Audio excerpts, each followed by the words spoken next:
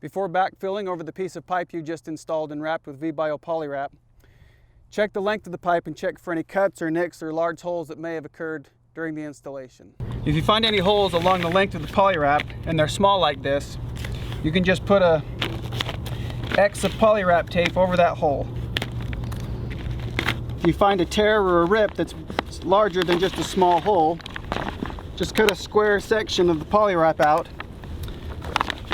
place it over the large tear, and tape down the edges.